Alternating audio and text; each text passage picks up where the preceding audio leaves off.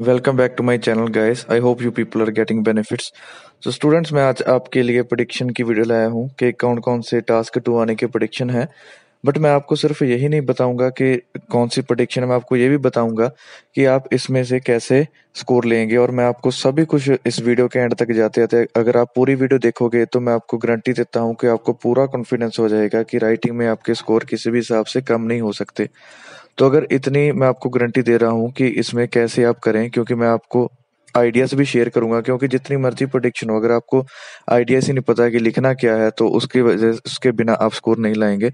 तो मैं आपको सभी बहुत ही इंपॉर्टेंट चीजें बताऊंगा, दो चीजें बहुत ही इंपॉर्टेंट बताऊंगा। और इस वीडियो के एंड तक जाते जाते आप पक्का राइटिंग टास्क 2 में जो है, और पूरी ही राइटिंग में, क्योंकि टास्क 1 की वीडियो मैं कल बनाऊंगा, तो पूरी तरह कॉन्फिडेंट हो जाएंगे। सो देखिए, ये वाले टॉपिक्स प्रेडिक्शन के हिसाब से आने हैं। ठीक है, आपको पता लग गया एजुकेशन, एनवायरनमेंट, ग्लोबलाइजेशन, माइग्रेशन। अब क्या, अब इसमें प्रेडिक्शन जानने से तो बैंड आएंगे नहीं, क्योंकि लिखना तो आपको वहां पर जाके ही है। तो जो चीजें हैं, पहले तो है जो कि सबसे ज्यादा इंपॉर्टेंट है, इसको मैं जितना भी कम कहूँ ना उतना ही, वो मेरे कहना का जितना ज्यादा कहूँ उतना कम है। ये स्ट्रक्चर्स बहुत ही ज्यादा इंपॉर्टेंट है, जैसे कि ये वाले स्ट्रक्चर हैं आल्दो, वाइल, सिंस, जीरन और डिस्पाइट, इफ, इवन इफ। अगर आप इसमें से 3 स्ट्रक्चर सही तरीके से यूज कर दो ना, तो पूरी रिक्वायरमेंट आपकी पूरी हो जाएगी। 7 बैंड की रिक्वायरमेंट है, 3 स्ट्रक्चर्स यूज करना है। इनमें से कोई भी 3 स्ट्रक्चर्स अगर आप यूज कर सकते हैं तो आपके बहुत स्कोर बढ़ेंगे। तो देखिए, आल्दो पर, सिंस पर और डिस्पाइट पर मैंने वीडियो बना दी है, उनके लिंक नीचे दिए हैं।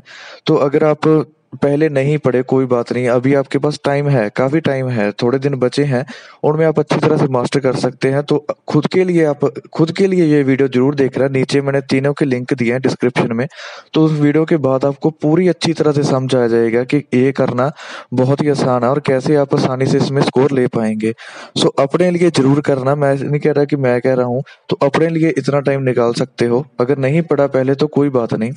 तो देखिए, ग्लोबलाइजेशन, मैं ये नहीं कह रहा कि ये वाला ही टॉपिक आएगा, मैं ये कहना चाहता हूँ कि ग्लोबलाइजेशन पर अगर कोई टॉपिक आएगा, जैसे कि 4 महीने प्रेडिक्शन के हिसाब से ग्लोबलाइजेशन पर जब आएगा, तो इसमें से आप आइडियाज उठाकर उसमें फिट कर सकते हो।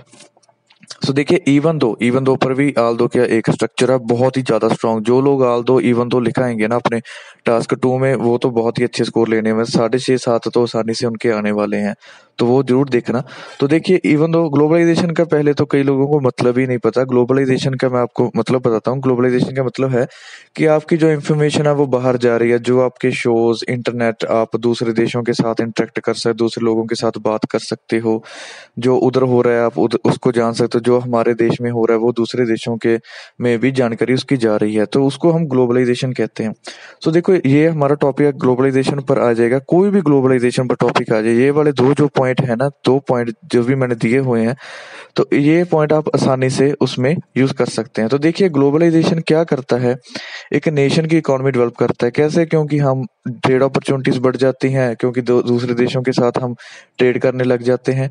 और दूसरा क्या है, ग्लोबलाइजेशन की वजह से लोग आपस में बात कर सकते हैं, इंटरेक्ट कर सकते हैं। बट यही इसका नेगेटिव साइड इफेक्ट है, क्योंकि जब लोग ज्यादा इंटरेक्ट करने लग जाते हैं, या फिर क्या होता है, दूसरे देश का कल्चर हमारे बच्चों पर बुरा असर डालता है, क्योंकि वो उनकी तरफ अट्रैक्ट हो जाते हैं। उसकी वजह से क्या होता है, कल्चर डिफरेंसेस बढ़ जाते हैं। और दूसरी बात क्या है, ग्लोबलाइजेशन की वजह से ट्रांसपोर्टेशन बहुत ज्यादा हो चुका है। ट्रांसपोर्टेशन की वजह से क्या होता है, लोग ज्यादा ट्रैवल कर रहे हैं, और उसकी वजह से क्या हो सकता है, अगर उनको कोई बीमारी है, एपिडेमिक डिजीज जो कि फैलने जो बीमारी है, वो फैल सकती है। इसका ड्रॉबैक है। देखिए, यहाँ पर मैंने आल्दो का यूज किया है। कंक्लूजन में देखिए, ग्लोबलाइजेशन, माना कि ग्लोबलाइजेशन के कुछ नुकसान हो सकते हैं, कि नहीं पता कि ये एक अच्छी बात है या बुरी बात है, बट फिर भी मैं बिलीव करता हूँ कि ये बहुत ही ज्यादा अच्छा है हमारे देश के लिए, बहुत ही ज्यादा हमारे देश के लिए नहीं, सभी के लिए ये बहुत ही अच्छा है, कुछ नेगेटिव साइड इफेक्ट्स को छोड़कर। दूसरी बात है, दूसरा टॉपिक है हमारा एजुकेशन। अनएम्प्लॉयमेंट जो है बहुत ही ज्यादा बढ़ चुकी है।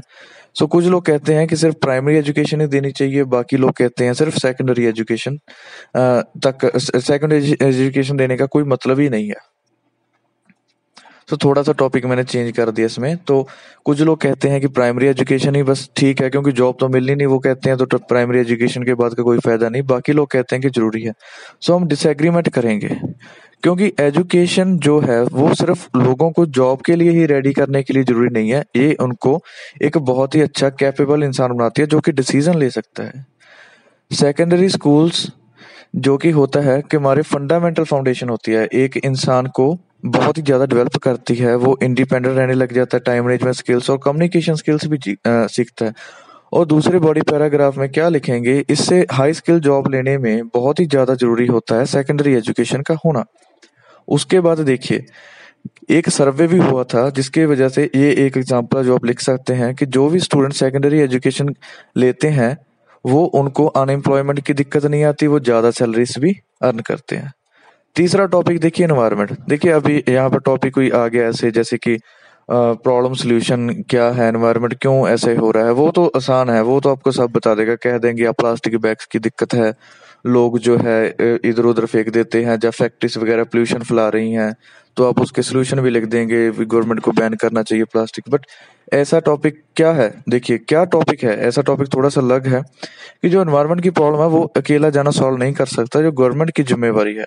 सो हम क्या करेंगे, भी बहुत से लोग कहते हैं कि एक पर्सन के लिए इसको सॉल्व करना बहुत मुश्किल है, बट नहीं, क्योंकि अगर हम थोड़ी सी माइनर अल्ट्रेशंस, तो थोड़े बहुत भी कोई बंदा जैसे कि हर पर्सन अगर प्लास्टिक यूज करना बंद कर दे तो उससे बहुत ही ज्यादा फायदा होगा, तो एक इंडिविजुअल भी बहुत ही ज्यादा हेल्प कर सकता है। बट जो गवर्नमेंट है वो एक बड़े लेवल पर काम कर सकती है, वो प्लास्टिक बैग्स को all together means completely ban कर सकती है, और वो क्या कर सकते हैं, प्लास्टिक को डिग्रेडेबल पेपर बैग्स के साथ बदल सकती है। सो हम कंक्लूजन में लिखेंगे कोलैबोरेटिव एफर्ट्स आर रिक्वायर्ड। और उसके बाद देखिए, सो ये वाला तो गलती से आ गया। सो उसके बाद देखिए माइग्रेशन। सो इमिग्रेशन के क्या है हमारे सोसाइटी पर इम्पैक्ट पड़ते हैं। सो कुछ लोग कहते हैं कि इसके जो है वे क्या कारण है, उनके मेन कारण क्या है, और इसके जो है कॉन्सिक्वेंसेस क्या है, नेगेटिव इम्पैक्ट्स क्या हैं। सो देखिए माइग्रेशन। सो माइग्रेशन के क्या फायदे हो सकते हैं।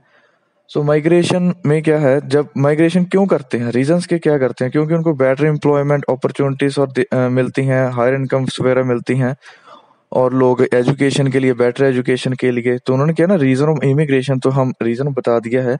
तो अब इसके नेगेटिव इफेक्ट्स क्या हैं, तो ये इसके नेगेटिव इफेक्ट्स क्या हो सकते हैं भी। कई बार क्या होता है, इसके जो इमिग्रेट जो कि वहां पर माइग्रेट होता है उस पर और कंट्री जिस कंट्री में वो जाएगा दोनों पर बुरे असर पड़ सकते हैं, क्योंकि कई बार उनके पास लैंग्वेज स्किल्स नहीं होती, उनके पास लैंग्वेज स्किल्स नहीं, जॉब स्किल्स नहीं होती, तो वो क्या होता है, वो अपने आप पर भी बोझ बनते हैं और कंट्री के ऊपर भी। ठीक है। और कई बार क्या होता है, जो ये माइग्रेट करते हैं उनको प्रॉपर तरह से मेडिकल केयर, फूड, असाइलम, रहने वगैरह की सभी फैसिलिटीज नहीं मिलती।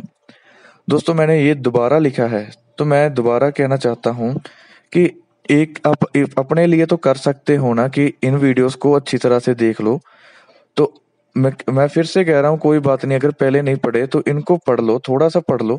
सभी पे मैंने वीडियोस बनाई है, आल्दो पर, जीरन पर, नहीं सॉरी जीरन पर नहीं बनाई अभी, सिंस पर बनाई है, डिस्पाइट पर, तीनों पर बनाई हूँ। अगर आपको किसी चीज की गारंटी मिल रही है कि इनको यूज करके आपको स्कोर मिल जाएंगे तो इससे बढ़िया कुछ नहीं हो सकता आपके लिए। ठीक है, प्रेडिक्शन मैंने बता दी है आपको, प्रेडिक्शन आपको सभी बता देते हैं। सो प्रेडिक्शन में क्या होता है, कई बार चांसेस हो जाते हैं, थोड़ा बहुत लग भी आ जाता है। तो मैंने भी जैसे भी कहा, मैंने ये नहीं कहा ये ही टॉपिक आएंगे जो मैंने ये वाले लिखे हैं, मैंने कहा इन टॉपिक्स पर आएंगे और इनके आइडियाज पूरी तरह आपके लिए रेलिवेंट है। पर अगर आप आल्दो, सिंस और डिस्पाइट इनको याद कर लेंगे, इनको यूज कर लेंगे, तो दुनिया का कोई भी ऐसे आ जाए, चाहे प्रेडिक्शन के हिसाब से आए या ना आए, आपको कोई फर्क नहीं, कोई नहीं रोक सकता आपको, क्योंकि इनके इनके यूसेज के बाद आपके तो स्कोर पक्का ही आने हैं। तो जिन लोगों को भी 5.5 से 6 या 6 से 6.5 और जिनको 6.5 से 7 की दिक्कत आ रही है, तो उनका मतलब यही है, 5.5 वाले तो ये यूज कर ही नहीं रहे, 6 वाला हो सकता है शायद एक आधा यूज कर रहा है, जो 6.5 वाला है वो एक ही यूज कर रहा होगा, तो इसीलिए उसके बैड नहीं आ रहे होंगे। और जो 7 वाला है, जिसको 7 चाहिए, उसको इन तीनों को यूज करना जरूरी है।